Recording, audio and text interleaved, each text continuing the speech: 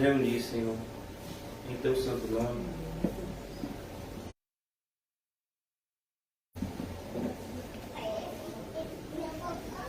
Para apresentarmos a Ti o nosso corpo vivo, santo e agradável. Que seja assim o nosso culto racional, Senhor, não somente nas nossas reuniões solenes, mas também na nossa vida diária, no entendimento de que estamos sempre na Tua presença, Senhor, na terra, e queremos estar para sempre no céu. Obrigado, Senhor, pelo dia de hoje. Em especial, apresentamos mais uma vez a vida de Dylan, que fez aniversário na sexta. E hoje nós estamos aqui tendo a oportunidade de nos congratular. Eu oro, Deus, para que não haja confusão na mente dos irmãos. Muitas vezes não entendem as decisões que são tomadas, mas que haja unidade no Espírito. Estamos aqui celebrando o Teu milagre, Senhor, pois nós que congregamos nessa pequena igreja, nos lembramos dos dias difíceis de internamento do pequenino Dylan. E como é maravilhoso poder celebrar no dia de hoje um ano a mais de vida para aquele que, para muitos, não deveria estar vivo.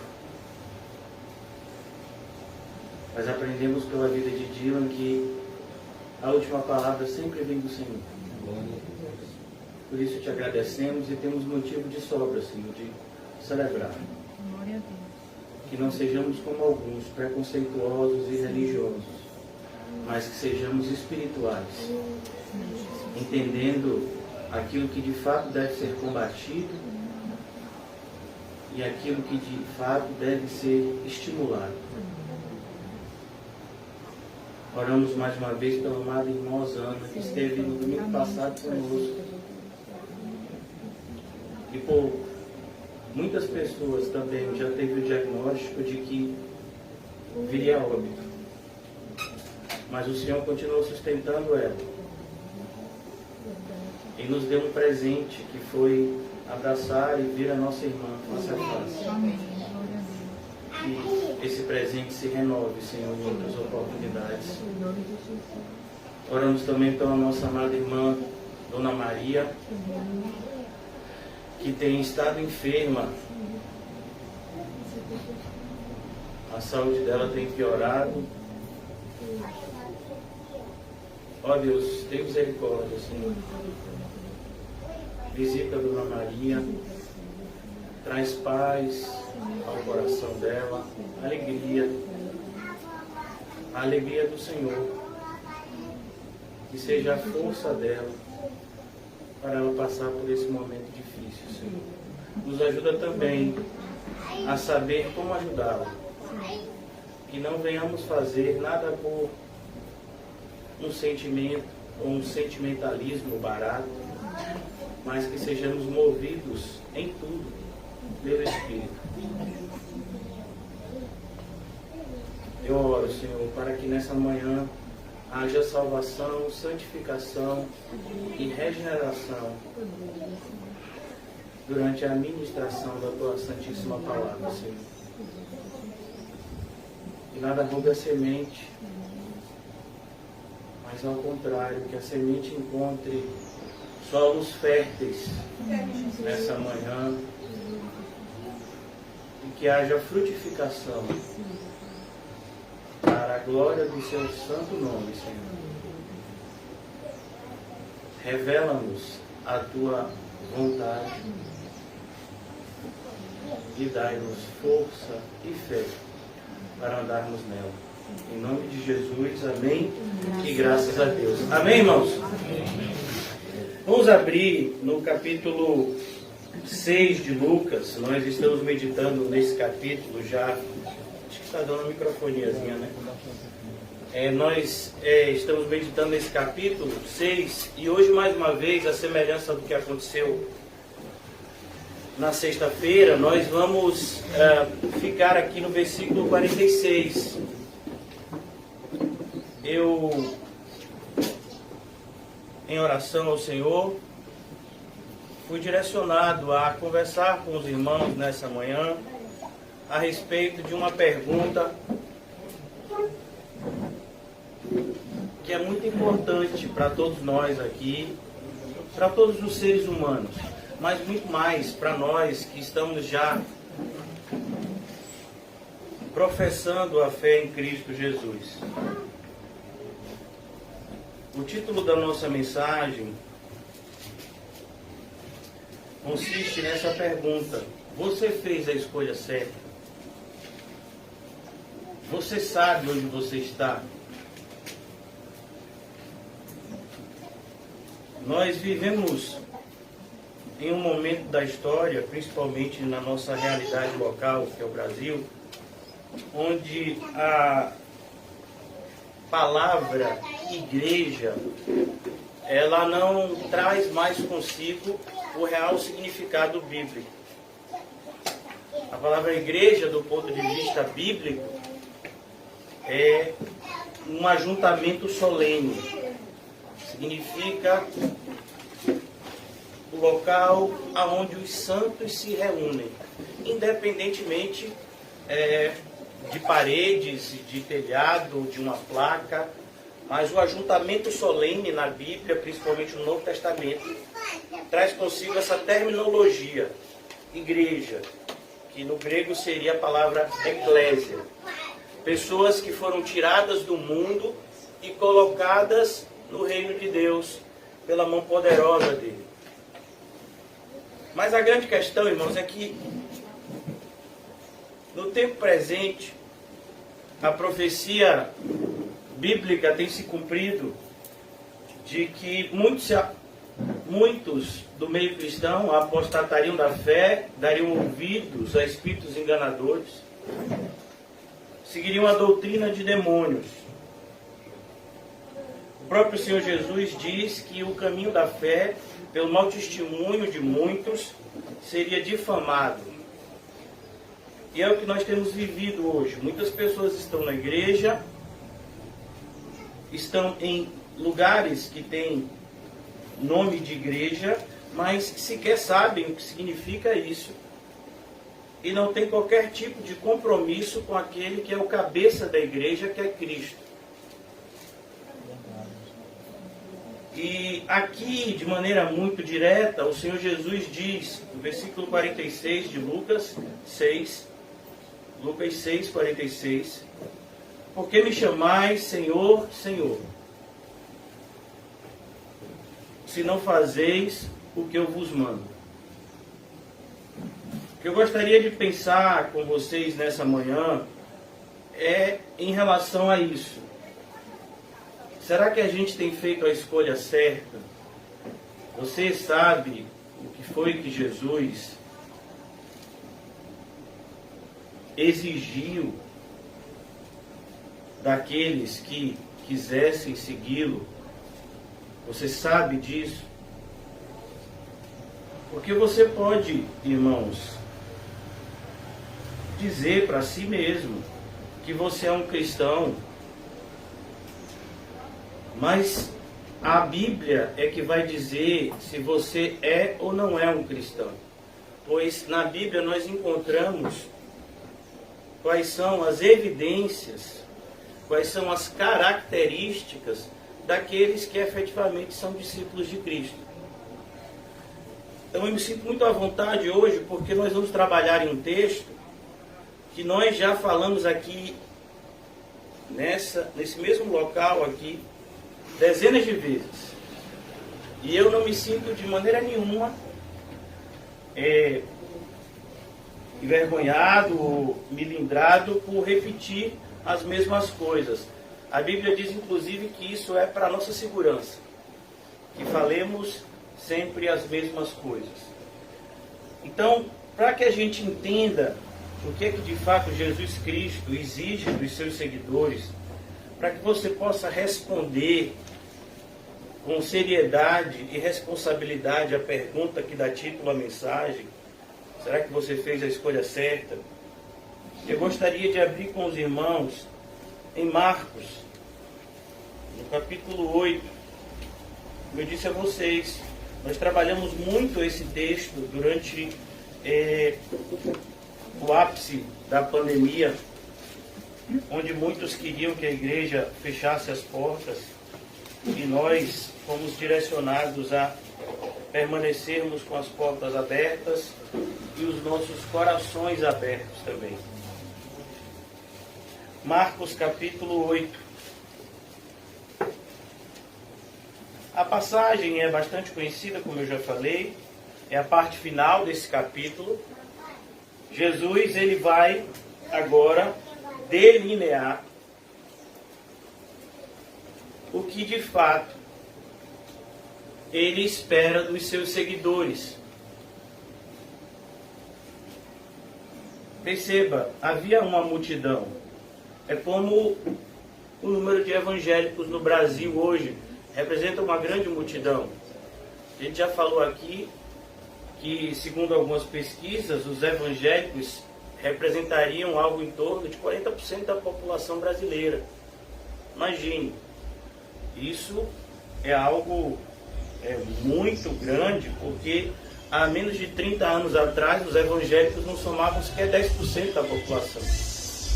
O Brasil sempre foi conhecido por ser um país basicamente católico, mas o movimento evangélico tem crescido bastante. Mas, para nossa tristeza, o movimento evangélico tem crescido não porque tem pregado o evangelho, mas justamente pelo contrário. Por não ter pregado o evangelho, por não estar pregando o evangelho, por não estar apresentando a verdade às pessoas. Os mesmos falsos mestres que enganaram durante milhares de anos as pessoas sobre o rótulo de católicos, enganam as pessoas agora sobre o rótulo de evangélico. O engano é o mesmo, é uma falsa religião. O evangelho que é pregado na maior parte das igrejas brasileiras hoje não tem nada a ver com o evangelho das Escrituras. O evangelho das Escrituras é o que nós vamos meditar hoje aqui. Temos meditado, pela graça de Deus, todos os dias que o Senhor assim nos permite.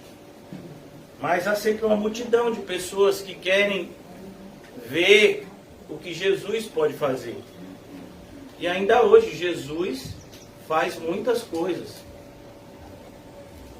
E muitas pessoas têm seguido Jesus, não por quem ele é, ou pelo que ele conquistou na cruz para nós, mas simplesmente buscando nele algum tipo de ajuda para viver uma vida mais confortável aqui na Terra. E a gente já aprendeu sexta-feira que um caminho que seja confortável, inevitavelmente, é um caminho enganoso. O caminho espaçoso é um caminho que leva à perdição. O caminho que leva à vida é um caminho apertado. É um caminho que vai, de todas as formas, trazer para nós desconforto e incômodo. Então Jesus, no versículo 34, eu vou até puxar mais aqui, se quiser botar mais cadeira aí, fique à vontade. É bonito o aniversariante hoje, viu? Então, convocando a multidão, Jesus ele convoca as pessoas. Perceba que esse termo é um termo solene. É o mesmo termo que o apóstolo Paulo, é um termo muito parecido com o que o apóstolo Paulo ele vai usar quando ele está pregando em Atenas. Ele diz, olha, o Senhor notifica. É um termo jurídico. Eu estou notificando vocês que vocês estão em desobediência. Se vocês se arrependerem, se corrigirem, vocês serão beneficiados com essa mudança de comportamento. Mas se vocês insistirem nesse mau comportamento, entenda comportamento como seguir a Cristo, vocês serão devidamente punidos. Paulo fala isso em Atos capítulo 17. E aqui Jesus ele vai apresentar esse ensino que nos delineia como devemos analisar a nossa vida para que possamos responder essa questão que nos foi apresentada, se de fato fizemos a escolha certa. Então, convocando a multidão e juntamente os seus discípulos, perceba, eu e você talvez possamos olhar um grupo de pessoas como o grupo de hoje aqui, e na nossa mente rotularmos todos aqui de evangélicos ou de pessoas que de alguma forma são cristãs, mas o Senhor Jesus sabe muito bem quem são os seus. Então ele convocou a multidão e juntamente os seus discípulos. Jesus sabia fazer essa diferenciação. A multidão é aquele que segue Jesus para atingir os seus próprios interesses. Os discípulos são aqueles que seguem Jesus para satisfazerem o desejo de Cristo. Então, convocando a multidão e juntamente os seus discípulos, disse-lhes: percebam, irmãos, o Senhor Jesus vai apresentar aqui uma palavra que designa uma escolha. Você não é obrigado. Ele diz, perceba, se alguém quiser vir após mim, se alguém quer vir após mim, se você quiser, você pode não querer. O exemplo do jovem rico, o jovem rico não quis. Os fariseus não quiseram. Herodes não quis, os herodianos também não. O rei Agripa foi evangelizado pelo apóstolo Paulo e ele não quis seguir esse caminho. Então é importante que a gente entenda que aqui há uma escolha a ser feita. Nós não estamos aqui em momento algum refutando a doutrina bíblica e fundamental para a fé cristã, que é a soberania de Deus. Nós estamos apenas tratando de uma doutrina que vem juntamente com ela, que é a doutrina da responsabilidade do homem. Assim como Deus é soberano, o homem é responsável. Essas duas doutrinas, elas não são inimigas, mas elas são complementares entre si. Se alguém quer vir após mim, perceba, Jesus, ele já delineia aqui que você deve seguir a ele. Não é se alguém quiser ir para qualquer lugar usando o meu nome. Não, você quer me seguir, o referencial é ele. O referencial não são os homens, o referencial não são as doutrinas humanas, o referencial não é o que você pensa acerca do cristianismo, o referencial é Cristo. Se alguém quiser vir após mim.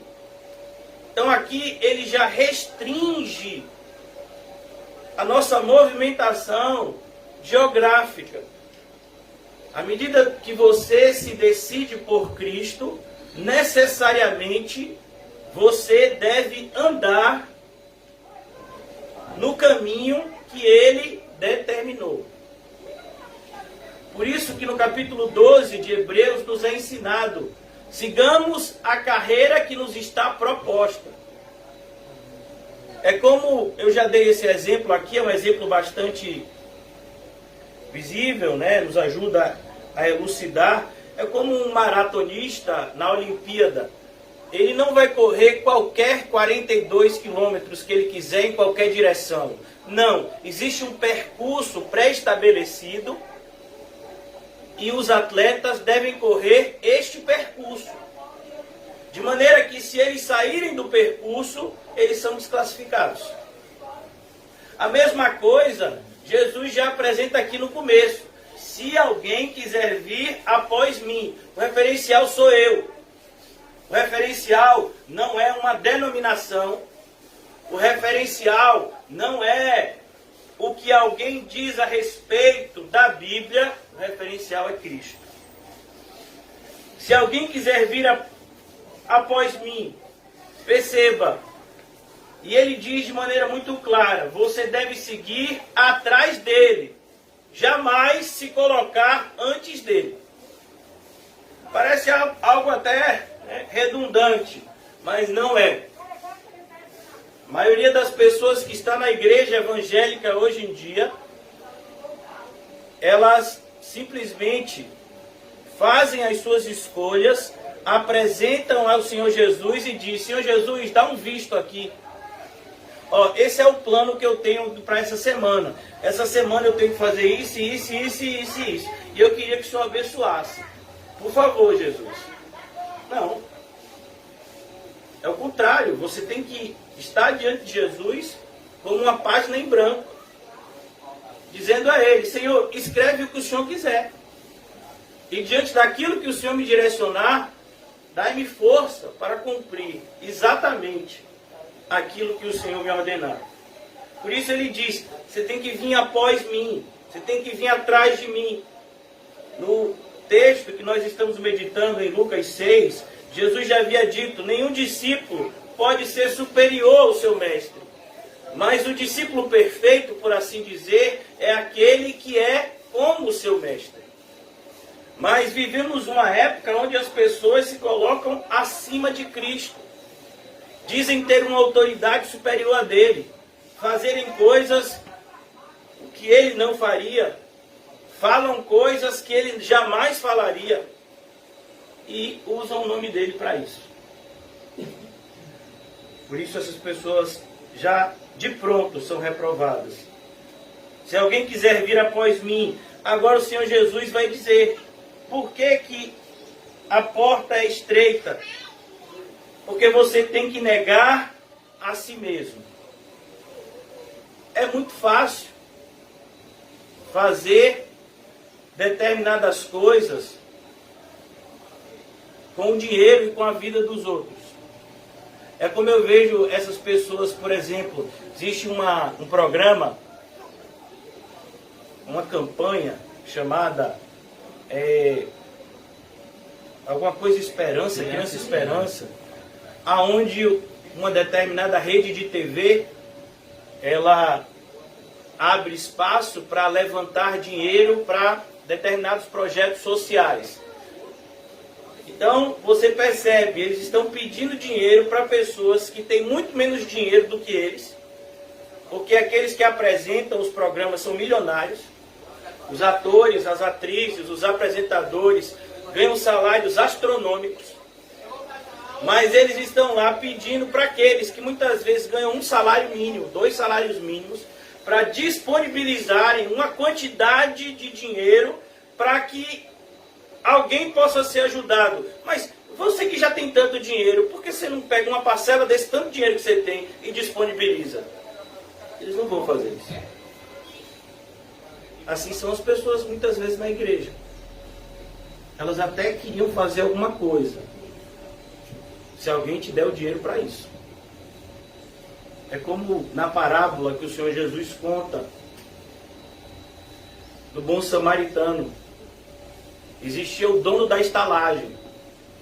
A estalagem, a hospedaria, era uma espécie de restaurante com hotel. E aquele homem estava extremamente ferido, foi salvo pelo samaritano. Não há nome na parábola, só um judeu que descia de Jerusalém para Jericó. E foi salvo por esse samaritano. E ele diz para o dono da estalagem, olha, aqui o dinheiro para os dias que ele vai ficar aqui. Se ele ficar mais algum dia, não se preocupe, na minha passagem por aqui, eu pago o excedente. Perceba, o dono da estalagem não fez nenhum tipo de... Ele não fez nenhum tipo de óbice, né? Ele não reclamou, não, eu cuido. Vai pagar? Eu cuido. Então a gente tem vivido momentos assim, onde as pessoas, elas fazem, como tem um programa na televisão brasileira, se eu não me engano, tudo por dinheiro. Inclusive fingir-se de cristãos. Eles fazem tudo por dinheiro. Mas Jesus disse que a primeira característica de alguém que efetivamente se decide por ele é negar a si mesmo. O seu eu não importa mais. Os seus sonhos, as suas vontades não importam mais. E essa é uma das partes mais difíceis do ser cristão. Como pastor, ao longo de mais de 10 anos, eu fiz 10 anos de pastoreio em julho desse ano. Para minha grande tristeza, a maior parte dos aconselhamentos bíblicos que eu tive a oportunidade de fazer eram pessoas que falavam, e muitas vezes nem percebiam, a respeito da frustração de serem cristãs. Porque agora, como cristãs, elas não conseguiam mais atingir os objetivos que elas tinham antes. E elas queriam ainda esses mesmos objetivos. E eu sempre disse para essas pessoas, quando tive a oportunidade, de que esses objetivos, se eles continuam os mesmos, significa que ela, a pessoa que estava buscando aconselhamento, não havia mudado. Ainda estava em trevas. Então a característica primária que o Senhor coloca aqui, primeiro degrau, é que você tem que negar a si mesmo. Você tem que renunciar às suas vontades. Você tem que renunciar aos seus desejos. A sua vontade não importa mais. O que importa agora é a vontade de Cristo. Os seus sonhos não importam mais. Durante muito tempo as pessoas me questionaram acerca disso. Hoje em dia não questionam mais. Quem me questionava muito sobre isso eram minhas filhas. E meu filho. Meu pai, quais são os seus sonhos? Eu disse, meu filho, minhas filhas, eu não tenho hoje em dia mais sonhos. Se eu tenho algum sonho, é ser um cristão de verdade. Antes de ser cristão, eu tinha vários sonhos, metas, objetivos. Mas como cristão, nós nos desfazemos de todos eles. Mas é triste porque a maioria de vocês aqui na igreja, e eu digo isso, irmãos, com toda a autoridade espiritual que sobre mim está imposta, a maioria de vocês ainda carrega esses sonhos no coração. Sonhos esses que vocês deveriam já ter renunciado. Ah, eu queria tanto ter uma casa própria. Por que você queria? Ah, eu queria tanto que a cor da parede da minha casa fosse dessa cor. Pastor, mas essas são coisas tão pequenas. É justamente nas pequenas coisas que você vê se houve uma grande mudança ou não na pessoa. Quando nós estamos com algum tipo de problema de saúde, o exame mais pedido pelos médicos é o exame de sangue. Pois através do nosso sangue, os médicos eles conseguem traçar um perfil a respeito de como anda a nossa saúde. E perceba que não precisa se tirar uma grande quantidade de sangue. Você tira uma pequena quantidade de sangue, esse sangue vai ser examinado, e mesmo aquela pequena quantidade de sangue que é tirado de você, o que vai ser examinado é menos ainda. Eles tiram a mais para poder ter, né, se perder algum tipo de amostra, mas a pessoa pega uma gota do seu sangue, bota em algo que se chama de lâmina, e olha no microscópio, e consegue dizer como anda a sua saúde. Imagine, a mesma coisa no mundo espiritual. Você conversa com determinadas pessoas e a Bíblia já disse, e quando a Bíblia diz, ponto final, a Bíblia já disse que a boca vai falar do que está cheio o coração. Então quando você senta para conversar com alguém, 5 minutos, irmãos, precisa de muito mais. Você já vê que o coração daquela pessoa não está em Cristo. Nunca esteve. Por mais que aquela pessoa se identifique como cristão há anos. Essa pessoa nunca negou a si mesmo. deseja fazê-lo. Quando você apresenta algum tipo de caminho nessa direção, a pessoa rapidamente se levanta contra. Mas Jesus diz, a si mesmo se negue. A gente acha assim, sabe, coisa espetaculosa. Quando a gente lê a respeito, por exemplo, de Mateus, o publicano, que tendo um bom emprego, abandonou aquele emprego para seguir a Jesus. 2 pequenos empresários do ramo de pesca que abandonaram a sua empresa, por assim dizer, para seguir a Jesus. Mas hoje a gente não quer isso não, irmão. E o que se dizer então em relação à parte comportamental? Vamos agora nos ater de maneira exemplificativa aos relacionamentos mais comuns da vida humana. O casamento, relacionamento entre marido e mulher. Então vamos imaginar que um dos cônjuges é cristão. Quem é que tem que abrir mão? Quem é que tem que abrir mão? O cristão. O cristão. Mas é isso que acontece? Eu digo sem medo de errar. Não. Para minha vergonha. A maioria daqueles que eu tive a oportunidade de conversar nessa área não fazem isso. Pastor, eu estou muito indignado. Por quê?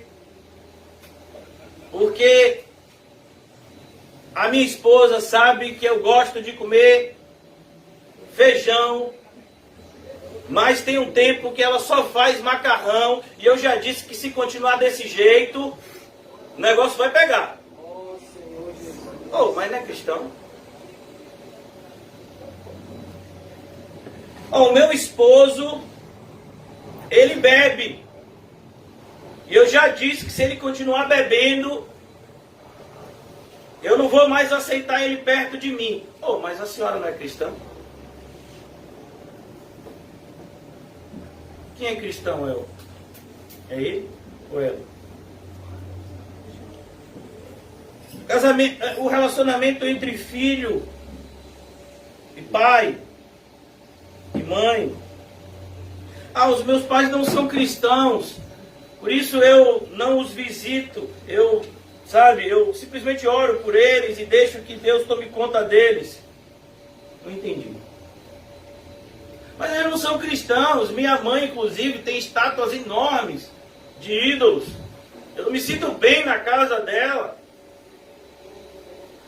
Desse jeito, você também não devia se sentir bem na sua própria casa. Porque você não é cristão. Aquele que não honra seu pai e sua mãe, não é cristão. Esse é o primeiro mandamento com promessa, para que tudo lhe vá bem. Ah, mas eu chego lá e está passando missa na televisão. Qual o problema? A gente anda para cima e para baixo, está cheio de outdoor, de coisas erradas. Você muitas vezes entra no ônibus e está lá passando na televisão imagens que não são próprias para cristãos. Você deixa de pegar o ônibus? Então, eu trabalho e na minha empresa o meu patrão não é crente.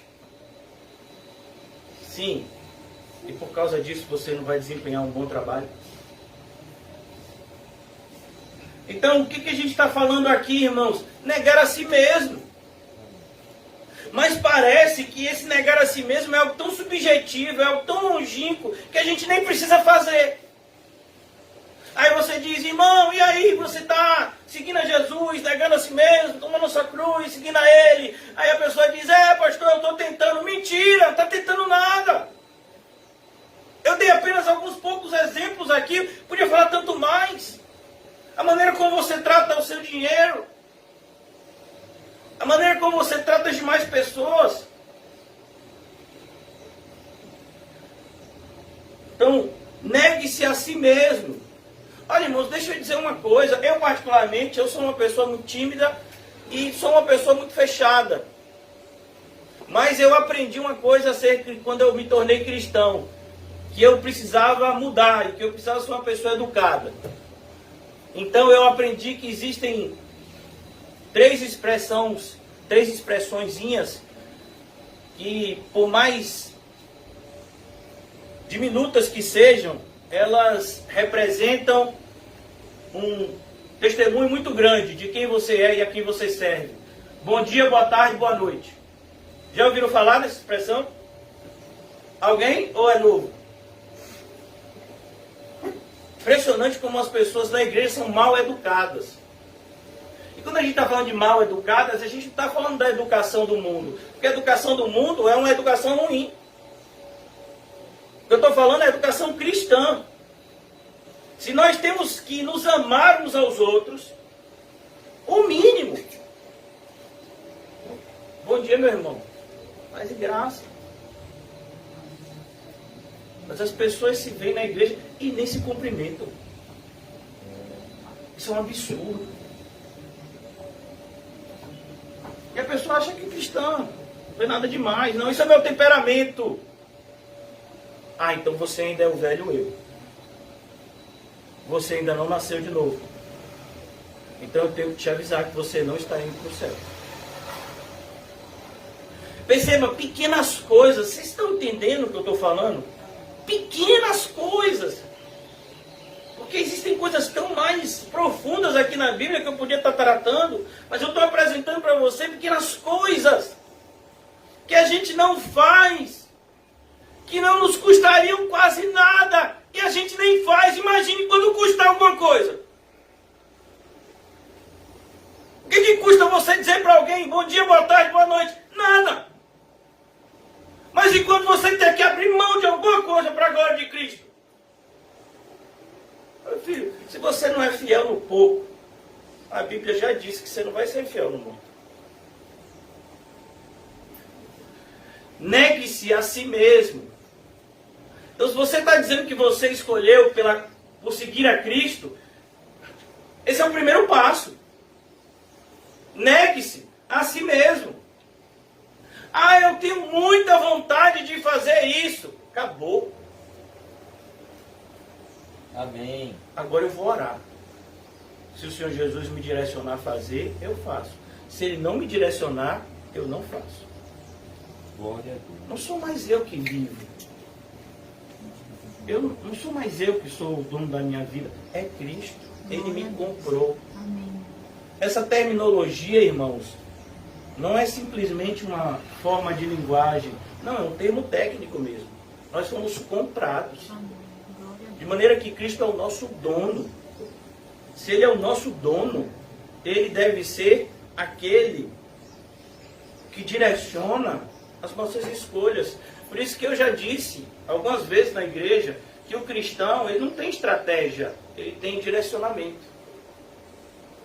Ah, vamos montar uma estratégia de evangelismo, uma estratégia disso. Não, a gente tem um direcionamento. A gente ora e Deus direciona. E quando Deus não falar, nunca chegou esse dia. Pastor, mas no meu caso eu não tenho ouvido a voz de Deus. Talvez, provavelmente, deve ser porque você ainda não nasceu de novo. Talvez seja porque o seu ouvido está tão ocupado com as coisas do mundo que não está atento às coisas de Deus. Negue-se a si mesmo. E aí Jesus agora, ele vai usar uma expressão assustadora. Para você e para mim não é tão assustadora, porque a gente vive no ano de 2021, onde a cruz é simplesmente, um elemento decorativo. Mas na época de Jesus, a cruz era um instrumento de pena de morte. Então, nós aqui que fomos extremamente influenciados por filmes produzidos nos Estados Unidos, no século passado nos Estados Unidos, até hoje em alguns estados norte-americanos existe a pena de morte. A pena de morte no século passado, ela era executada por meio de um instrumento chamado cadeira elétrica. Uma pessoa era amarrada em uma cadeira, era colocada uma esponja molhada na sua cabeça era raspada, essa parte aqui de cima, colocava-se uma esponja molhada depois colocava uma espécie de capacete de metal, e então se ligava na luz, e a pessoa morria, né, tendo o seu cérebro, né, queimado pela eletricidade. Mas muitas pessoas demoravam, gritavam, e hoje em dia isso é feito por meio de injeção letal. Eles assassinam, né, dizendo que estão fazendo justiça, como se o homem pudesse fazer, por meio de injeção letal. Mas o que Jesus diria, o que ficaria talvez impactante, é que Jesus está dizendo algo assim: tome a sua cadeira elétrica e me siga. Como assim, Jesus? Eu não entendi. Não, você vai pegar a sua cadeira elétrica. Você vai levar o instrumento que vai lhe matar. Você quer me seguir? É desse jeito. Mas a gente nem pensa assim. Eu levo a cruz, eu tenho até um crucifixo, eu tenho um brinco de cruz. Se for mulher, né? Eu fiz até uma tatuagem de cruz. Mas você carrega a sua cruz? Você tem mortificado o seu pecado? Porque, sabe, irmãos, entenda uma coisa: negar-se a si mesmo não é algo que você faz uma vez. É algo que você tem que fazer o tempo todo. Carregar a cruz é a mesma coisa. É algo que a gente faz o tempo todo. O tempo todo. Perceba, essas verdades aqui, elas estão ligadas, de maneira que elas são interdependentes entre si. Ninguém pode dizer que está carregando a sua cruz se não tem consigo o desejo de negar-se a si mesmo para que a vontade de Cristo se cumpra. Então você tem que carregar a sua cruz, não é a cruz de fulano. E às vezes a gente tem até um erro muito feio, do ponto de vista bíblico, de dizer: fulano é minha cruz. Não, meu filho, sua cruz é você. O seu principal inimigo é você mesmo. Amém.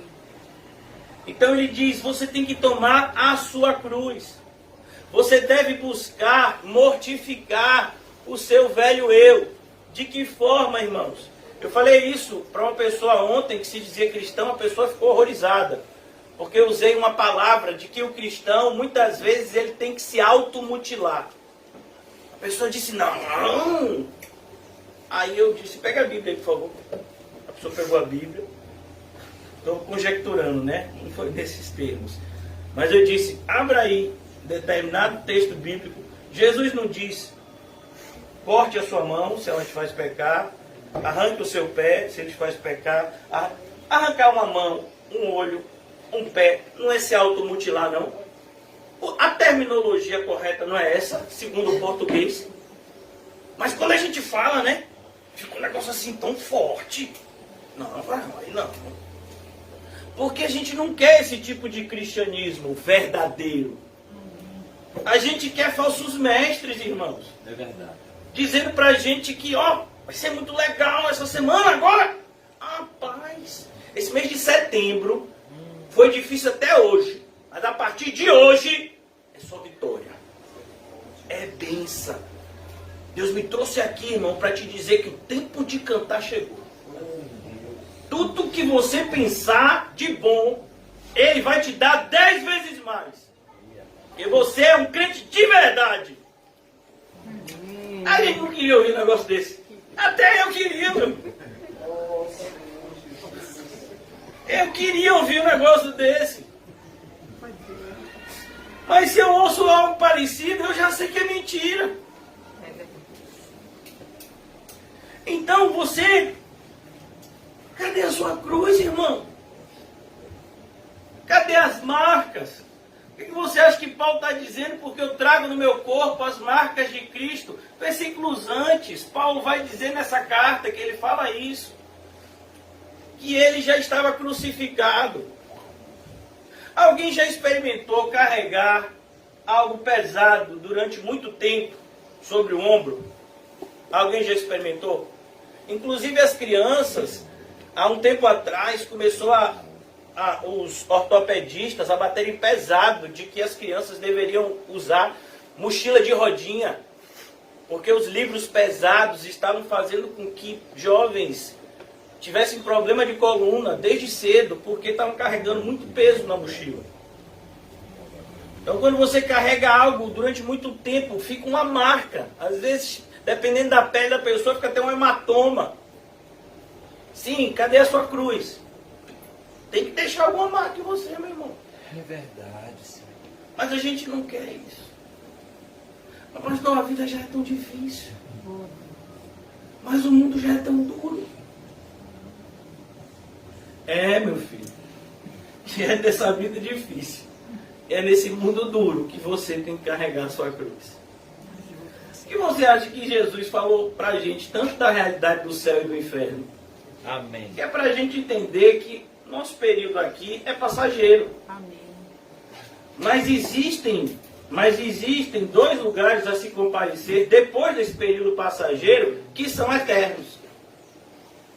Então ele está falando aqui, tome a sua cruz. E a parte mais difícil é essa palavrinha aqui. Siga-me. Perceba, siga-me. Pastor, eu não acho que é mais difícil não. Mais difícil é negar a si mesmo e tomar a sua cruz. Se você está dizendo isso, é porque você não conhece Jesus. Eu vou só apresentar para você uma parte do Jesus da Bíblia. Que eu creio que alguns daqui hoje nunca ouviram falar dele. Não, eu já sou crente. Né? Vamos ver. Filipenses capítulo 2. Versículo 5. Tende em vós o mesmo sentimento que houve também em Cristo Jesus. É para você, você que é crente, é para você ter em você esse sentimento. Que sentimento? De humildade. Versículo 6 de Filipenses 2. Pois ele, subexistindo, ele já existia em forma de Deus. Ele é Deus.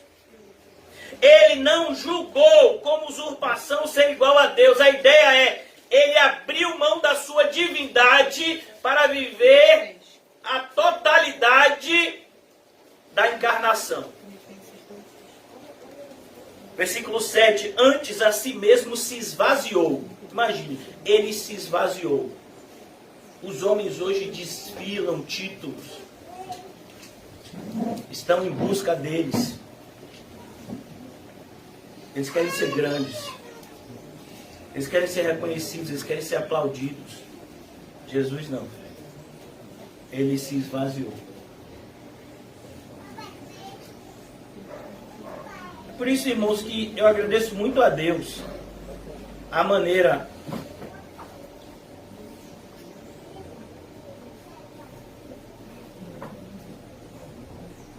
estou buscando uma palavra educada para dizer a maneira com que alguns irmãos tratam o pastor. Eu não tenho o biotipo de um pastor e por conta disso muitas pessoas se referem, né, você, e até fala do pastor de maneira pejorativa. Mas isso para mim é algo assim que me ajuda muito. Porque é uma oportunidade que eu tenho de reconhecer que eu tenho que me esvaziar mesmo. Antes a si mesmo se esvaziou, foi isso que Jesus fez.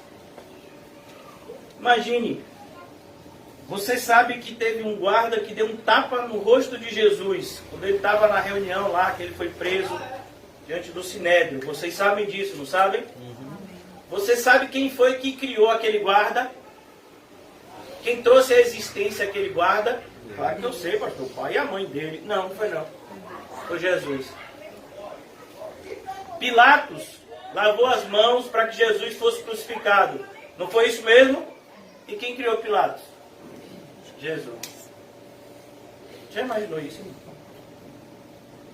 Que grau de humilhação. Permitir que seres infinitamente inferiores ajam perversamente contra si. Então ele a si mesmo se esvaziou assumindo a forma de servo. Você já imaginou o Criador de todo o universo? Quando ele criou, olha irmãos, a gente tem visto, né, tá saindo reportagem de várias viagens espaciais, agora que está na moda, né? Quem criou todo o universo, não é só a galáxia aqui não, o universo foi ele, Cristo. E aí, durante a maior parte terrena da sua vida, que foi, né, do seu nascimento até os 30 anos, ele foi carpinteiro. Já imaginou? Você chegava lá em Nazaré, eu quero encomendar um móvel. Rapaz, tem um carpinteiro ali, ó. É o filho de José, o nome dele é Jesus. É porque meu filho vai nascer e eu estou querendo, né, encomendar um. Minha esposa Fabiana já mandou encomendar logo o berço. E tá bem. E aí Jesus está lá atendendo e ele vai fazer o berço. Ele vai fazer a mesa. Ele vai pegar em madeira. Ele vai lixar, ele vai cortar. Ele vai bater prego. Ele vai suar fazendo isso. Ele vai ter fome, ele vai ter sede. E ele é Deus. E a gente, que a Bíblia diz que é um vermezinho de Jacó, se alguém disser pra gente, limpe aqui essa cadeira, a gente se sente humilhado. Se a gente disser para alguém limpar o banheiro, limpar banheiro.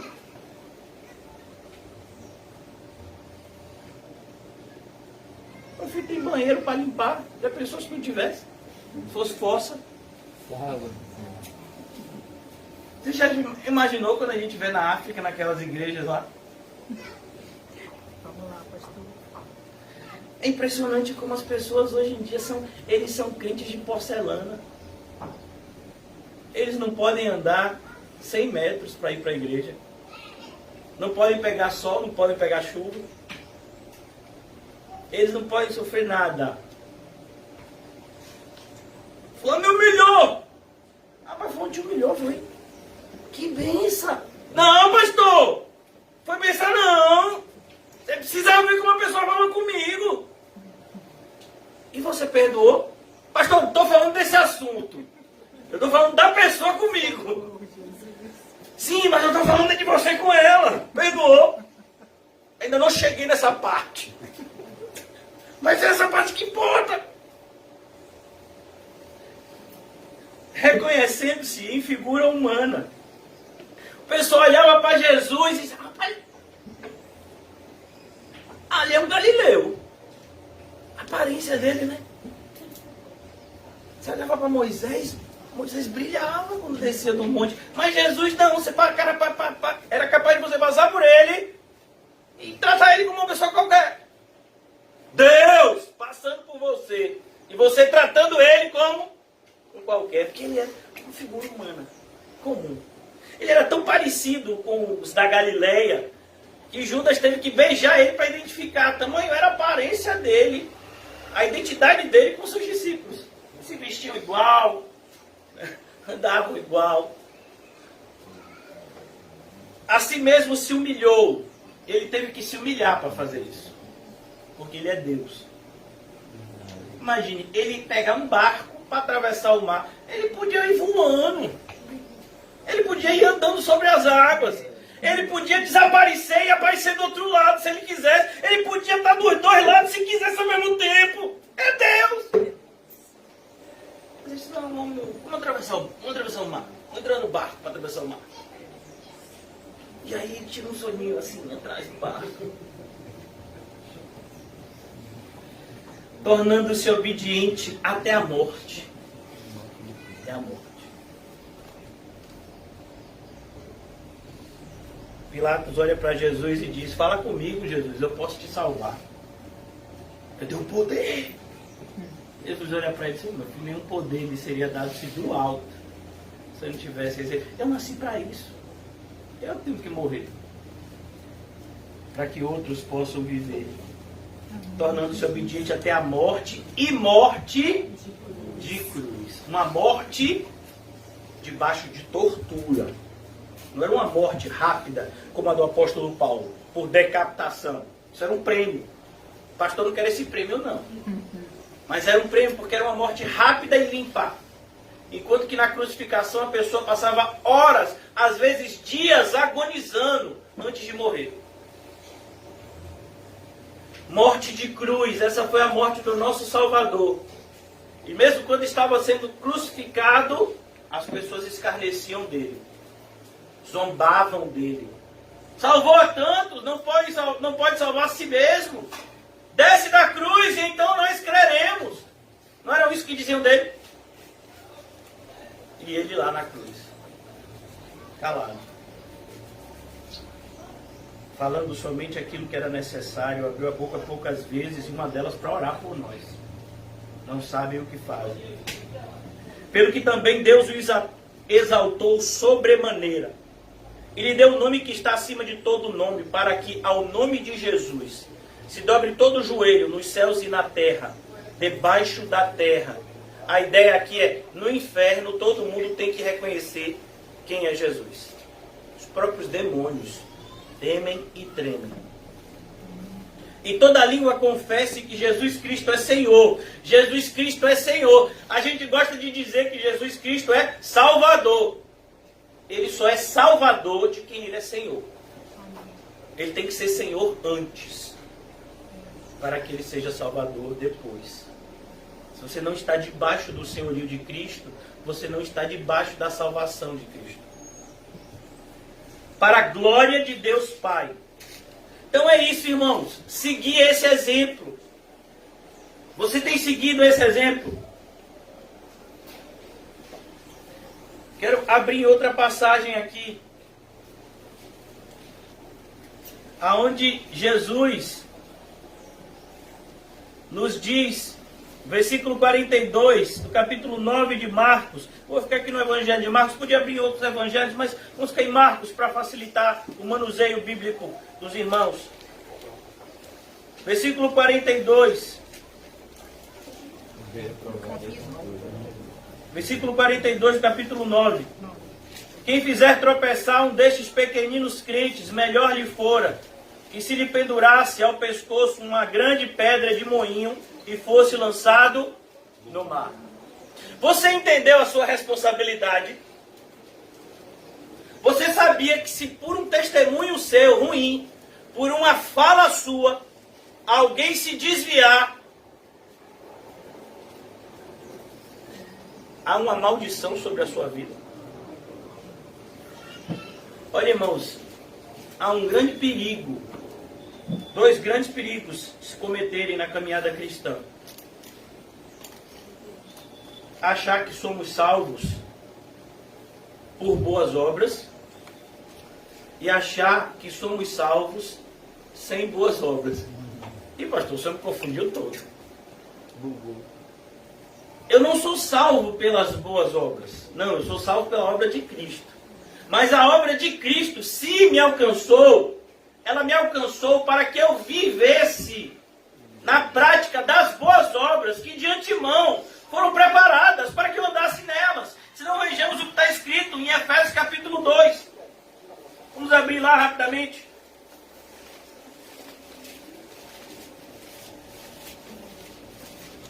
Efésios 2. Versículo 8.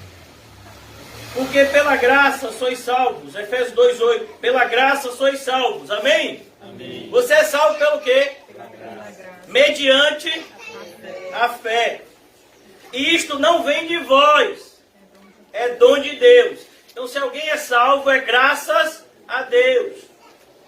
Não de obras, para que ninguém se glorie. A gente não é salvo por nada que a gente tenha feito ou deixado de fazer. Mas olha que coisa interessante. O apóstolo Paulo podia parar aqui no versículo 9. Mas por que tem o versículo 10? Porque ele sabia que a gente ia usar isso para o mal. O Espírito Santo sabia disso.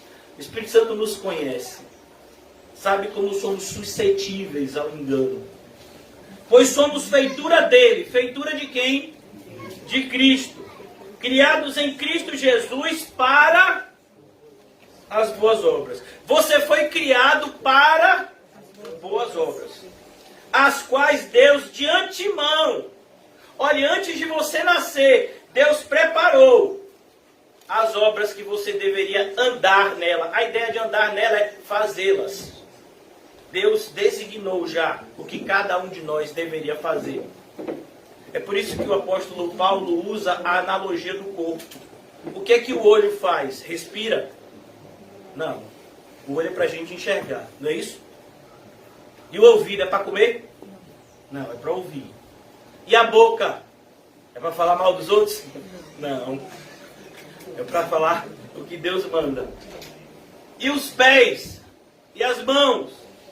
Coração? O pâncreas? Tem gente que nem sabe que isso existe esse órgão.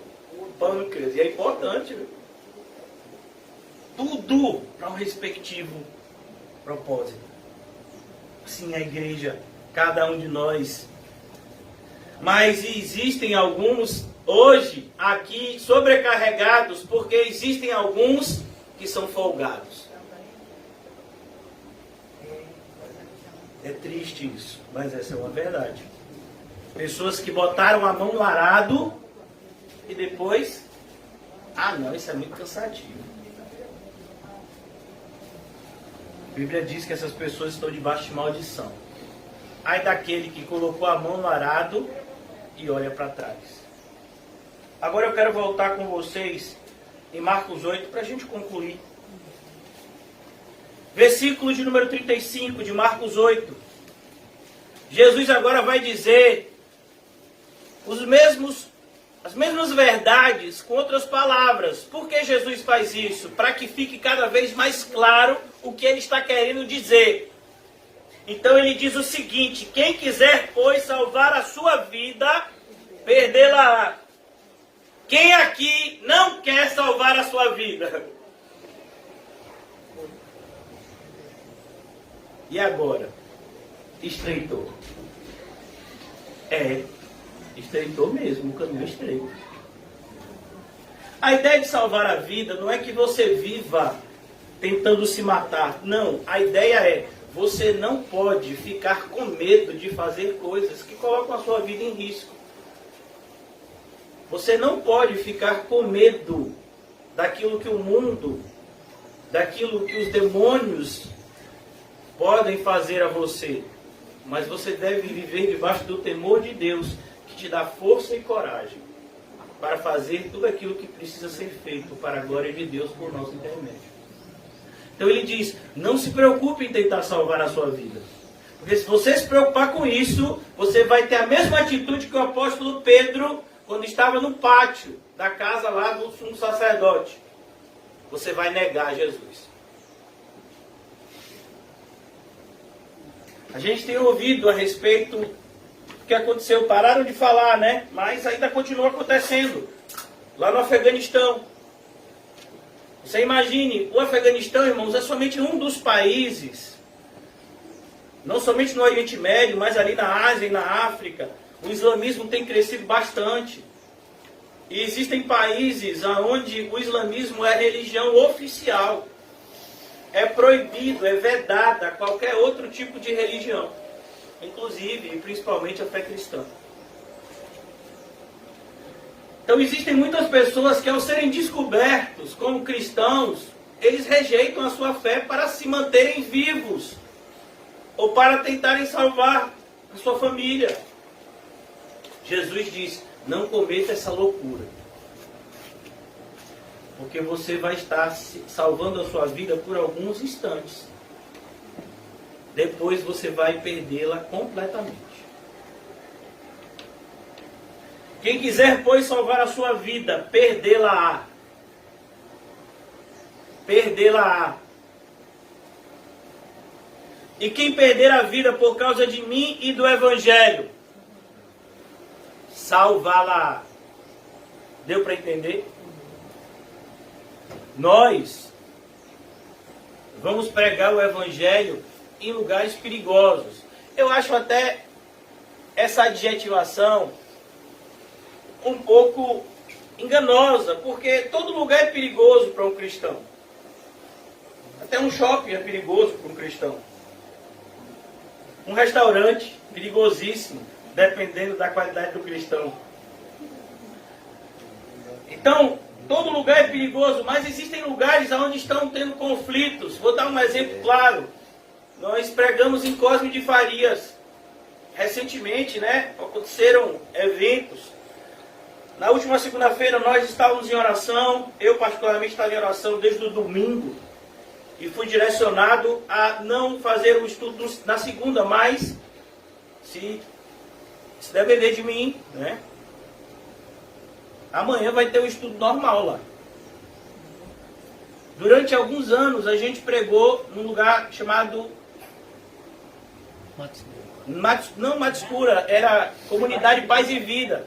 Por que eu estou falando isso? Porque é muito mais perigoso que a Mata Escura. Era uma invasão dominada pelo tráfico, onde era constante a presença de policiais armados nos encontros.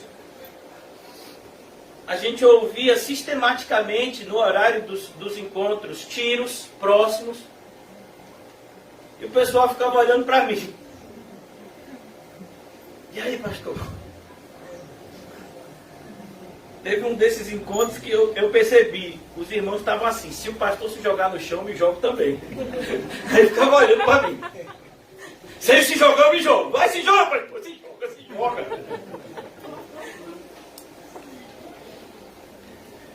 E olha, irmãos, que a gente ainda vive num país super tranquilo. Que existem lugares muito piores para um cristão viver do que o país que a gente vive. Mas aí a gente vai e diz para alguém: a gente vai ter um estudo em tal lugar. Você vai para lá? É mesmo? Rapaz, eu tenho essa coragem não. Eu digo: e você tem coragem de ir para o inferno? Eu é que não tenho essa. Aí a pessoa fica com raiva.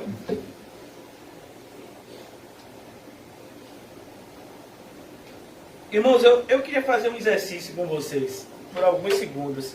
Vamos fechar os seus olhos. Feche seus olhos. Quem não quiser fazer, não faz. Você é livre. Mas eu queria que você se imaginasse por um segundo no inferno. Na descrição que o próprio Senhor Jesus nos deu daquele rico que foi parar lá. E que era muito mais religioso do que todos nós. Então você olha para um lado, você olha para o outro e só tem fogo e larva queimando. E se passam horas e dias e não muda a geografia do lugar. E só fica cada vez mais quente. E você ouve gemidos. E os próprios demônios estremecendo naquele lugar. E então, de repente, você sente sede.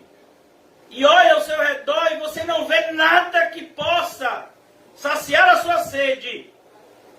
E não existe nenhuma expectativa de que você encontre.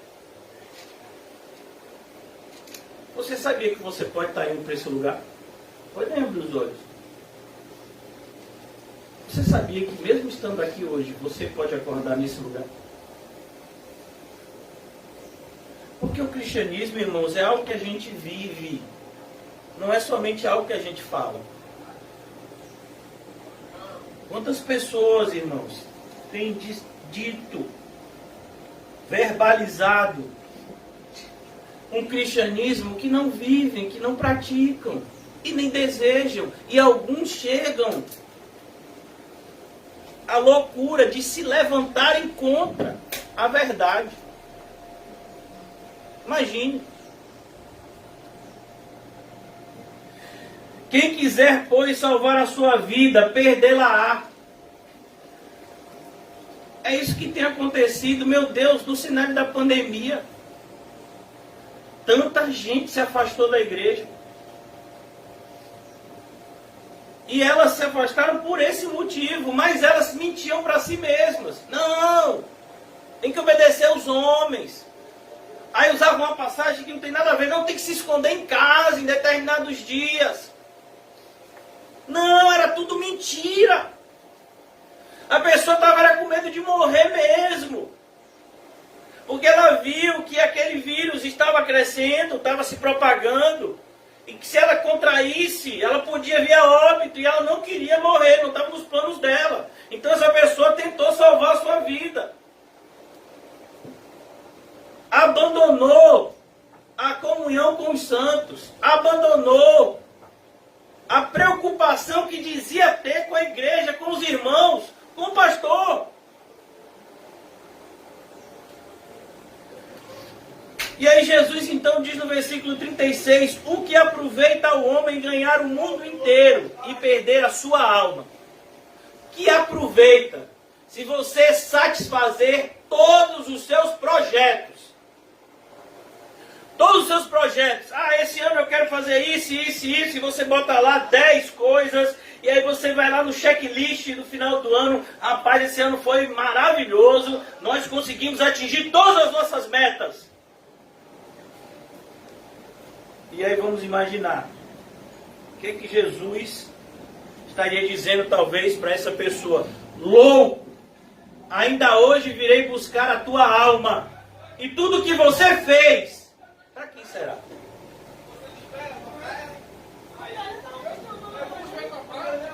Que aproveita o homem, irmãos, ganhar o mundo inteiro e perder a sua alma. O que adianta você se satisfazer? O que adianta isso?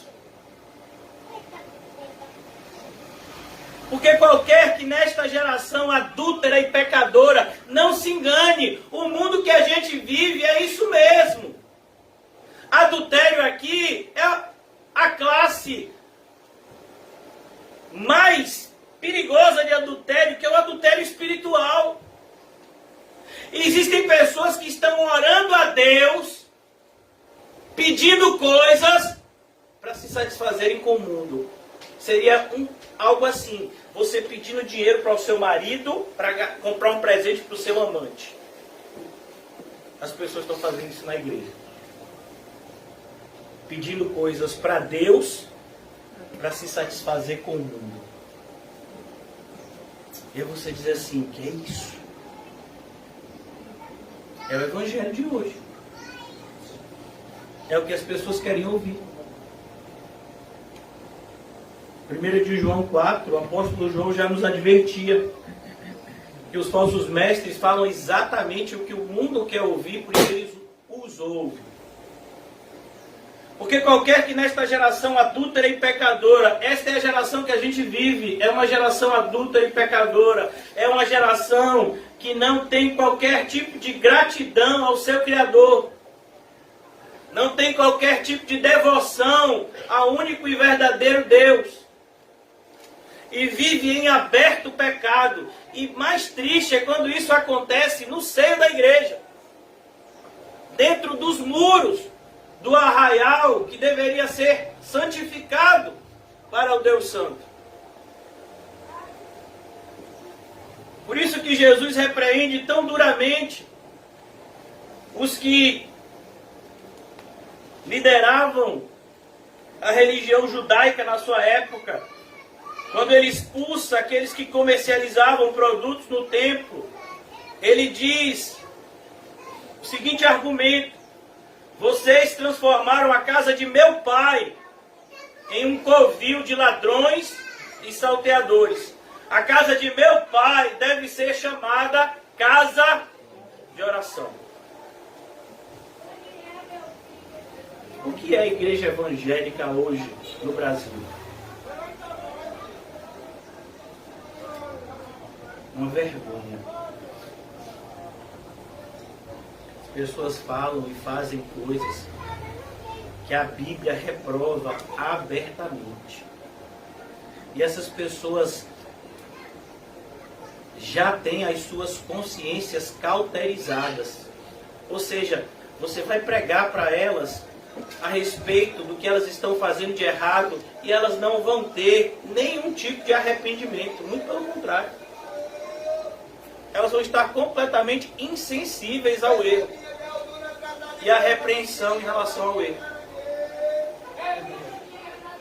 Qualquer pessoa, qualquer que nesta geração adúltera e pecadora se envergonhar de mim, das minhas palavras. Hoje em dia, irmãos, parece que alguns irmãos tem vergonha de falar do inferno.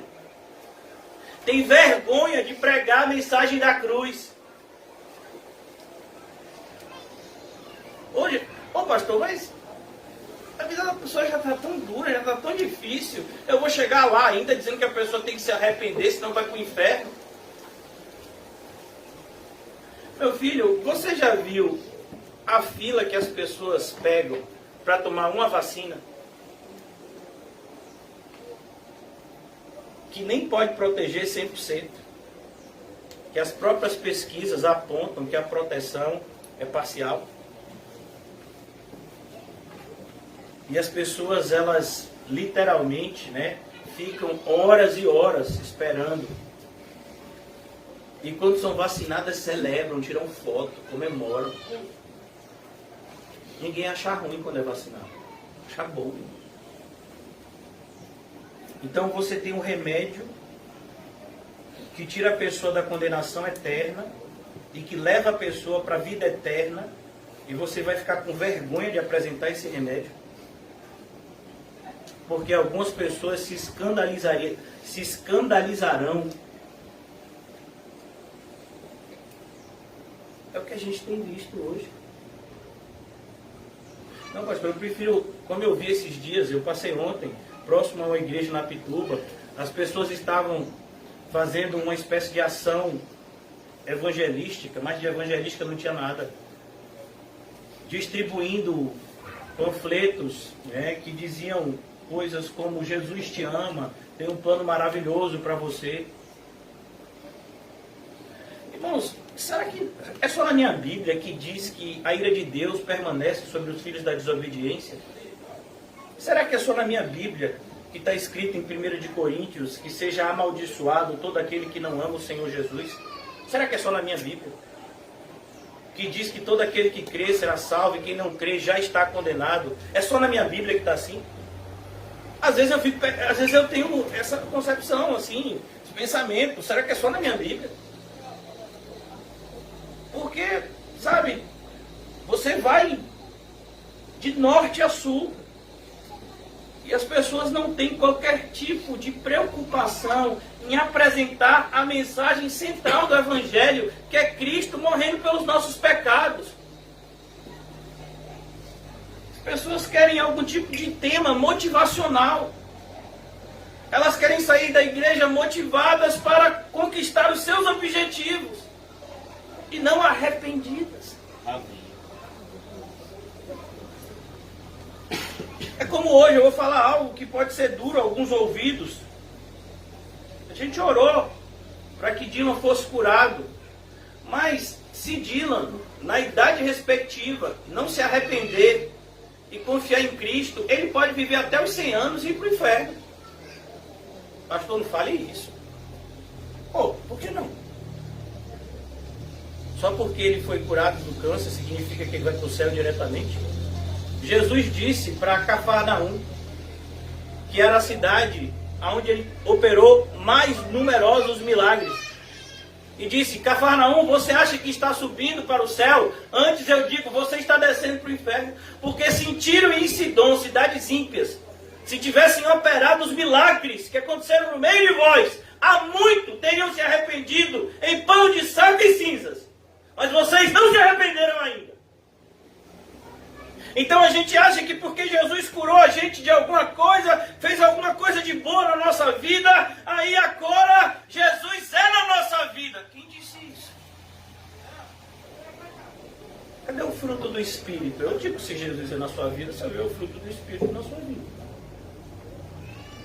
Então aqui ele diz: qualquer que nessa geração se envergonhar de mim, das minhas palavras. É o que a gente vive, irmãos. As pessoas têm vergonha de dizer que é crente.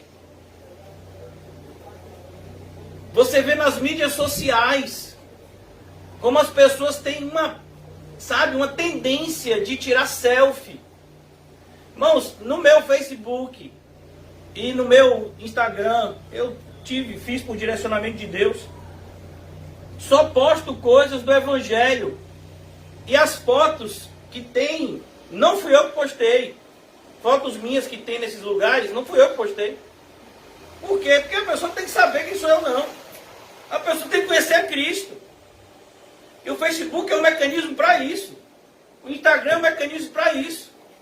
Aí as pessoas tiram foto, pintam foto, fazem um monte de coisa para, sabe, demonstrarem que a vida delas é feliz ou alguma coisa. É tudo mentira. Como nós somos tão tendenciosos a mostrar determinadas coisas que não deveriam, que não deveríamos. E aquilo que a gente deveria de fato mostrar, a gente não mostra. 99% dos crentes que tem Facebook, para você saber que ele é crente, você vai ter que fazer uma investigação apurada, como Lucas no Evangelho. Porque não existe nenhum indício no Facebook dele que ele é cristão, muito pelo contrário. Mulheres tirando fotos sensuais e botam embaixo um versículo bíblico. É brincadeira. Homem tirando foto com carrão, com isso, com aquilo, e bota um versículo bíblico dizendo que supostamente agradece essa bênção material a Deus. É assustador. É por isso que Jesus foi tão taxativo com os fariseus. Vocês dizem que são de Deus. É mentira, vocês são do diabo. É o diabo que é o pai de vocês. Se Jesus entrasse na maioria das igrejas evangélicas hoje, era esse sermão que ele pregaria. Vocês acham que são evangélicos porque tem um evangelho debaixo do braço? Vocês não são evangélicos. Vocês são do diabo. Ele é o vosso pai, que tem enganado vocês todos os dias acerca de uma fé que vocês professam e não vivem. Por que me chamais Senhor, Senhor, e não fazem a minha vontade? Não foi assim que a gente começou? As pessoas se envergonham do Evangelho. Olha, irmãos, grande parte das pessoas que me conheciam antes de eu ser cristão, elas me evitam, porque eu sou evangélico hoje. Mas isso faz parte. E para mim, é até livramento, né, da parte de Deus. Rapaz, mas agora ele só fala coisa de Bíblia, você tá louco. Só tem versículo bíblico, tem uma foto da família aqui, nada. Eu sou meio maluco, bitolado.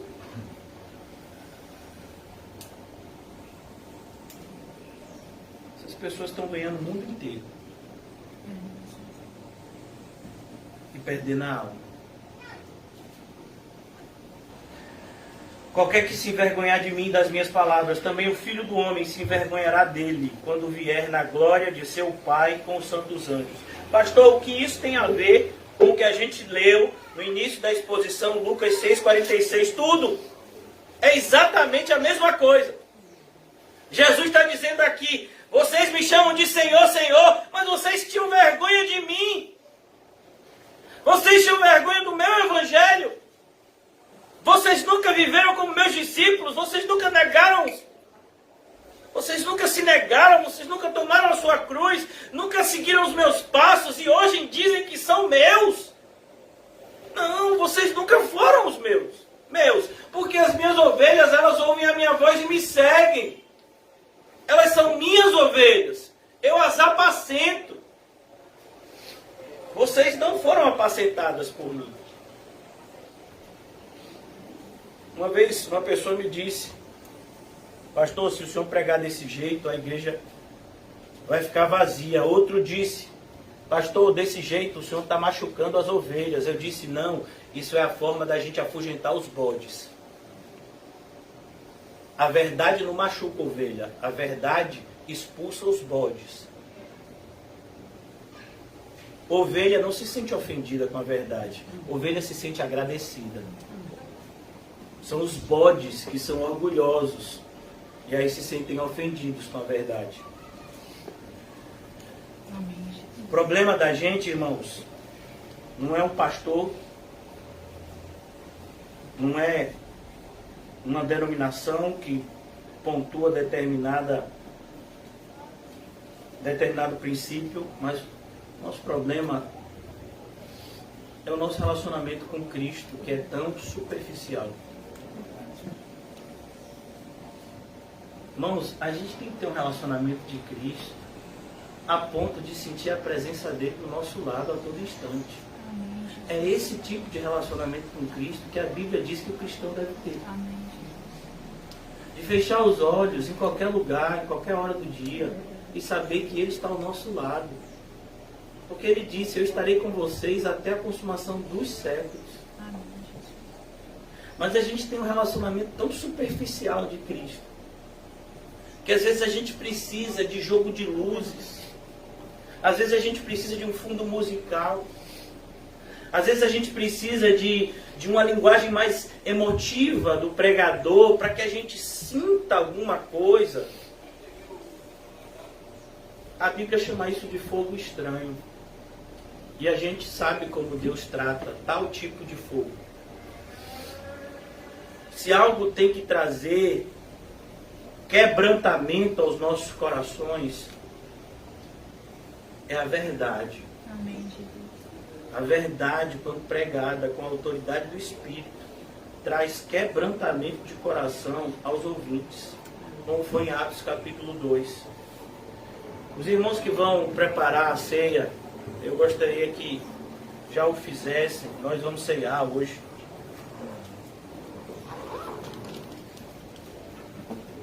O Senhor Jesus, Ele faz uma analogia aqui. E Ele diz, todo aquele que vem a mim, ouvem as minhas palavras e as pratica, eu vos mostrarei a quem é semelhante. Obrigado.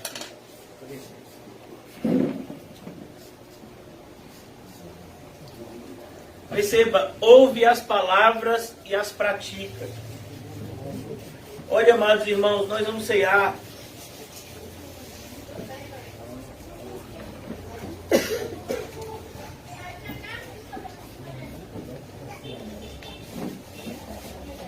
E eu gostaria que você se questionasse. Eu gostaria que você e eu, que nós nos examinássemos de maneira pessoal e espiritual. Será que eu sou de Cristo? Obrigado. Será que eu sou de Cristo? Será que existem evidências na minha vida que apontam, obrigado, a minha filiação? Será que existem evidências na minha vida que apontam a minha regeneração? Ou eu ainda sou a mesma antiga criatura com a nova veste? Ou eu sou um lobo travestido de ovelha? Ou eu sou um servo de Satanás, vestido, disfarçado de ministro de justiça? Quem sou eu? É assim que nós devemos nos questionar, irmãos, nessa manhã. Quem sou eu? Esse é o momento da gente se questionar, para que nós não nos vejamos decepcionados naquele grande dia, quando o Senhor Jesus estará diante de nós, tanto na vida daqueles que são salvos, quanto na vida daqueles que se perdem.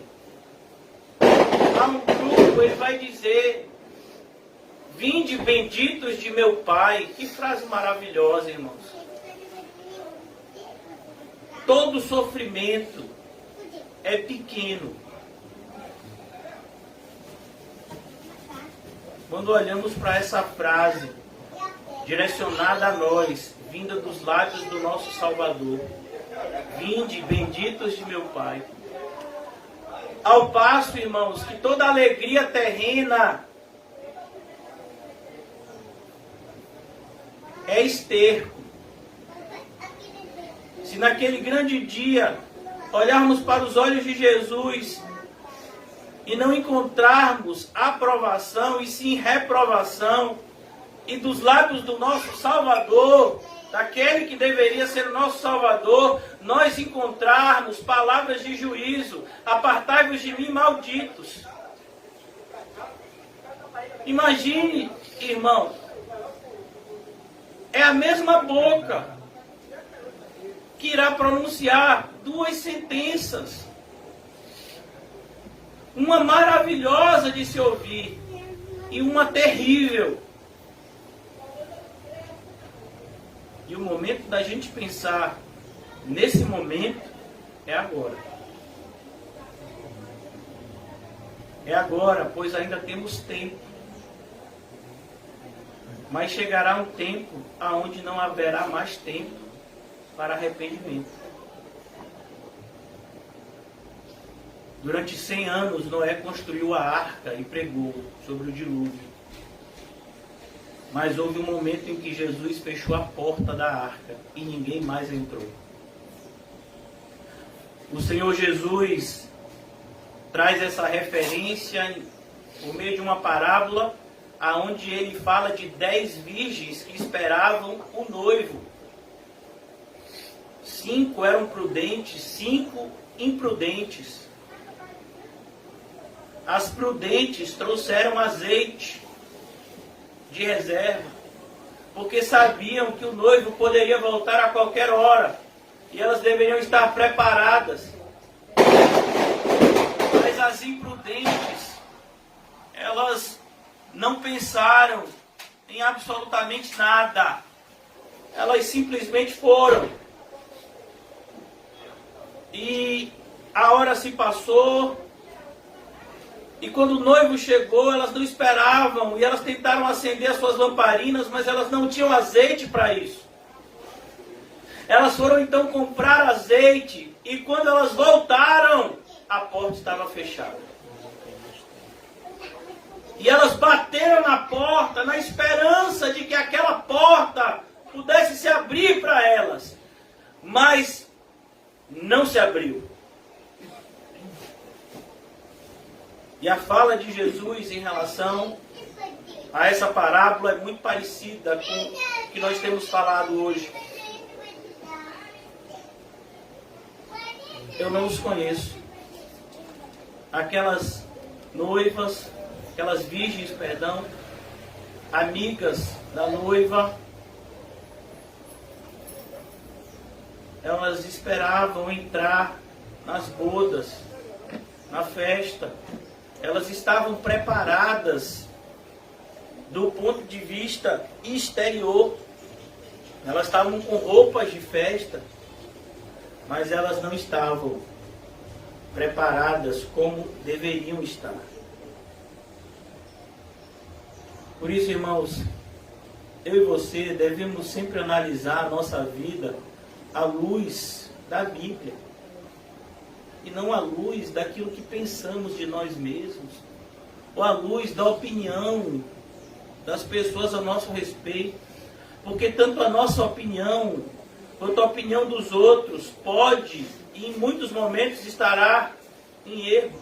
É a palavra de Deus que é digna de toda a nossa confiança e é inerrante. Por isso, irmãos, que hoje possamos analisar a nossa vida. Se de fato somos de Cristo.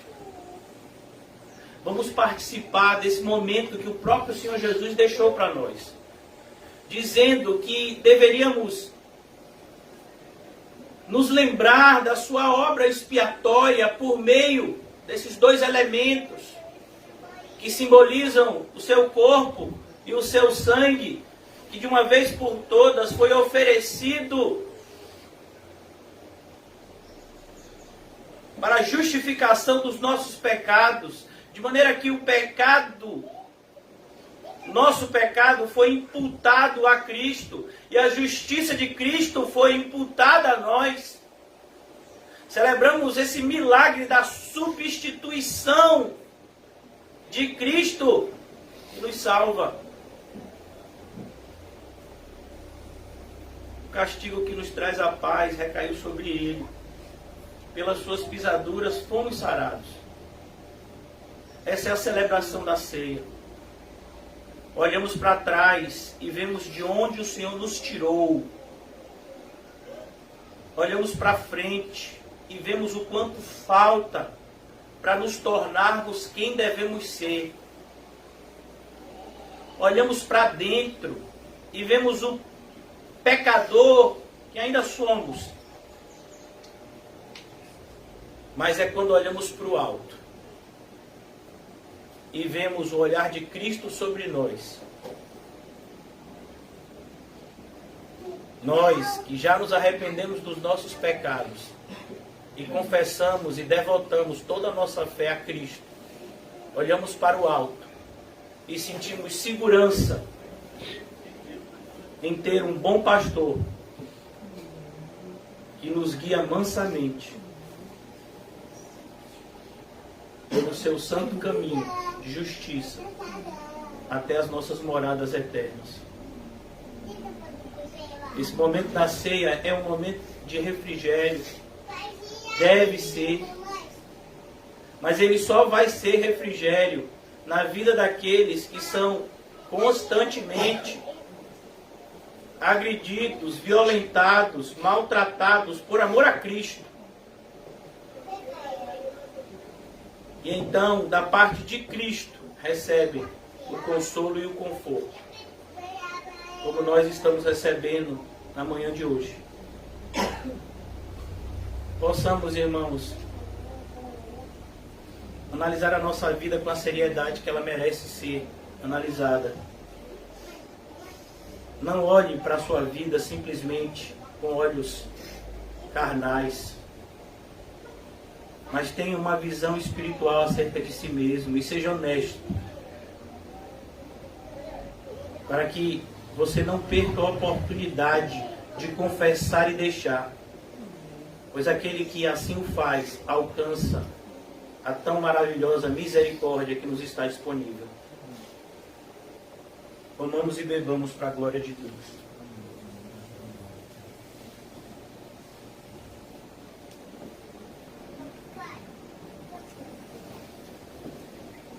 Amado Deus e eterno Pai,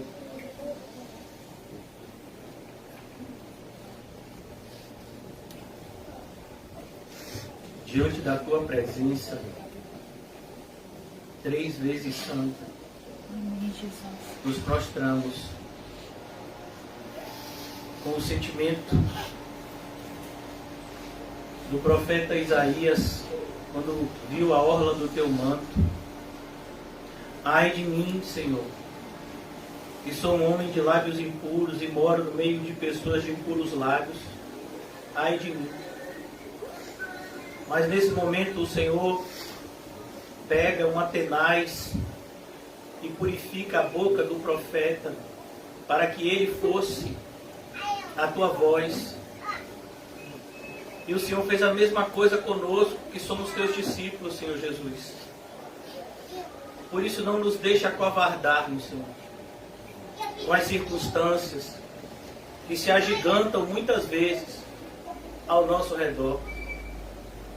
Mas que o Senhor nos conceda, Senhor, fé, esperança e amor, para que possamos combater o bom combate da fé e completar a carreira que nos está proposta, Senhor, de maneira fiel.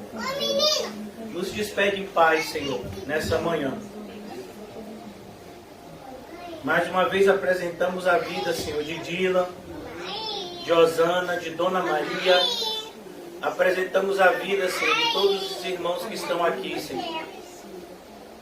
Que todos possam ser tocados com o Teu toque gracioso. Que não somente consola, mas que santifica, Senhor. Que purifica e que transforma. Possamos sair nessa manhã, dessa reunião solene, transformados,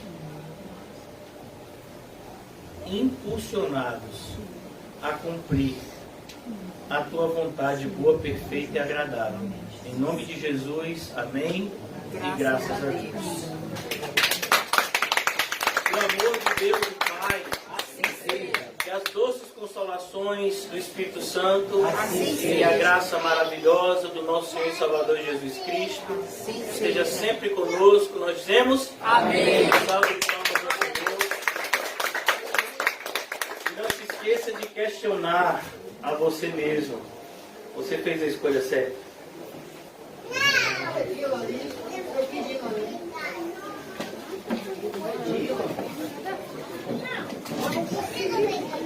Não.